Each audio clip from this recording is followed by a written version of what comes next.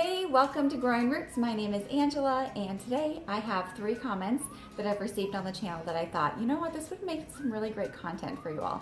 And I've really been slacking. I don't think I've posted a video in over a month. It's just been a really busy summer, and I hope you all have had a good one too. We started kindergarten this year, last week I guess, and I'm in my 3rd trimester with this pregnancy due at the end of November. So it's been a very busy end of summer and beginning to fall. But let's go ahead and get started with our first comment here, okay?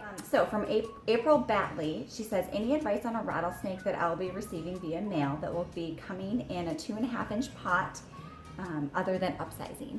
So, April, really good question. I'm not sure if you'll need to upsize, but you might want to repot for aesthetics. I use a lot of vanity pots here. Here's my rattlesnake. I use vanity pots. So you can keep it in the grower's pot, but if you do want to put it in a different pot, when you pull it out, just make sure you check the roots and make sure they're healthy, that it's good soil. And if it's really root bound, then yeah, of course you're going to want to upsize, but otherwise it might be happy in a 2.5-inch pot. Sometimes they are okay that way, and it helps with watering issues too. So my only other comment would be, for when you bring it home, or when it comes into your home, you're going to want to watch it for the first couple weeks, because it's going to be kind of shocked probably from travel, and it's going to be adjusting to your temperature and humidity and everything in the home. So one thing that I found has been really helpful with my rattlesnake, and I'm not great about consistency, but if you give it a mist every day, and you can mist the foliage up top here. Oops, I'm getting my computer. Or if you want to do a little bit at the base too, you can do that. One thing, you'll want to make sure you don't overwater it, but misting, so water it like once a week, but then you can mist it every day or every other day, and that's really going to help keep the humidity level where it needs to be, and you'll probably have new growth very quickly if you can keep it at the right humidity level. So those are my only comments on that. Good luck, April. I hope it works out really well. I've had this rattlesnake for 2 years now.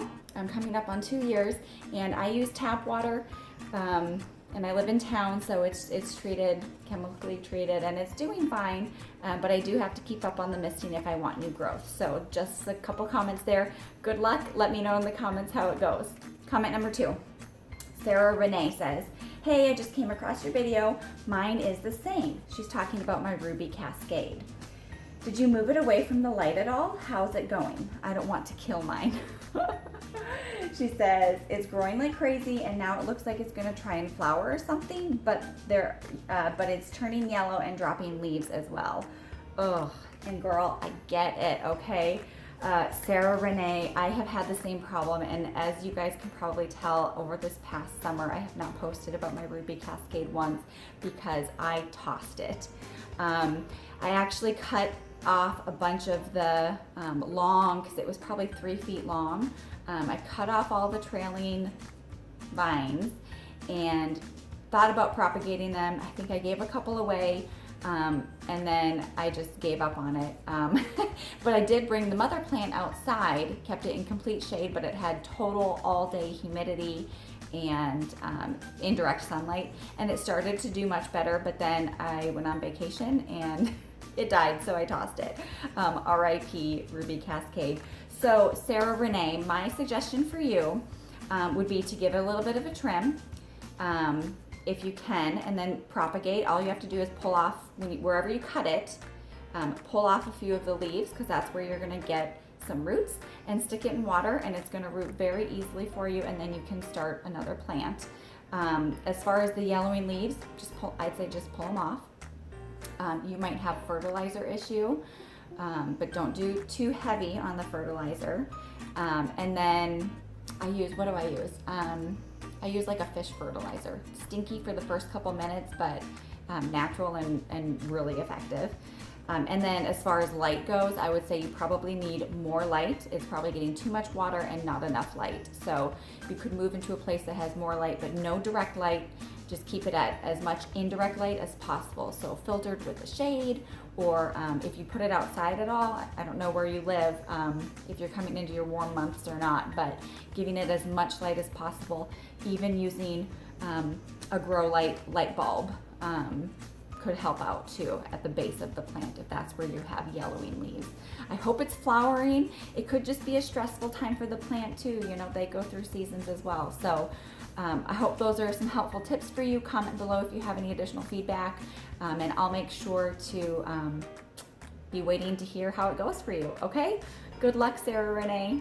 Okay, Nicolle, this is our third and final comment for today.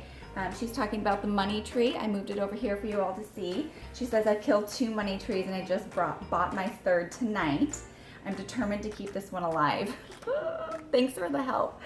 Oh, girl, I get it. You know, this money tree started off with 5 trees, I guess, that were braided together, and I'm down to the 2, but it's still the same plant. My husband gave this to me either for our anniversary or Mother's Day years ago, and I don't really remember. I want to say like 3, maybe 4 years ago for something. But anyways, it's alive. So I have noticed it does want more light than I can give it. Because it's a bigger plant, I don't have a lot of space for a bigger, maybe it's a medium plant. It's a medium-sized plant.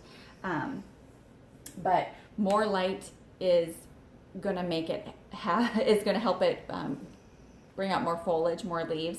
And then your other issue, my issue has always been watering. And I'm wondering here, you haven't said how you keep killing your plants, but I'd say not having enough light and overwatering are probably your 2 main issues, or inconsistent watering with the wrong kind of soil. So what you're gonna need for a money tree, the base of the plant here, you can see they're kind of thick and bulbous. Let me pull it over.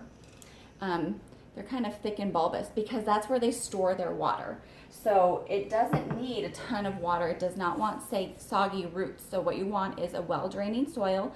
I think what I have here is a cactus mix, like half cactus mix, and then a half indoor potting mix, because you do want some good nutrients and some water retention in there, but not a full indoor potting mix. So you want the right kind of soil. You want it well draining. I water this guy because I do have that cactus mix blended in there. I try to water it once a week with all of my other plants on the weekends. I let it water all the way through and then let it sit. It often goes a week or two, maybe, yeah, every other week before I really do remember to water it. But it does okay. I don't do any misting with it. It's in a corner that's closer to the light, so you can see it's kind of moving towards the light a little bit, growing towards the light. So when I put it back in its place, I will just make sure that I give it a quarter or half turn so that it can start to grow upright again. But that's what I would say. Watch your soil, watch your watering, and your light, which is pretty much everything for a plant. But hopefully with some of those tips, this will help you keep this one alive, right? 3rd time's a charm is what they say. So I have faith in you, Nicolle.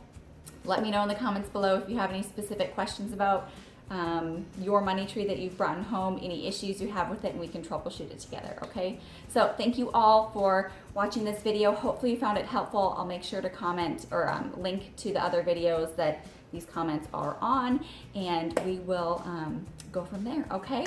Hope you have a great day. I'll see you in the next video. Bye.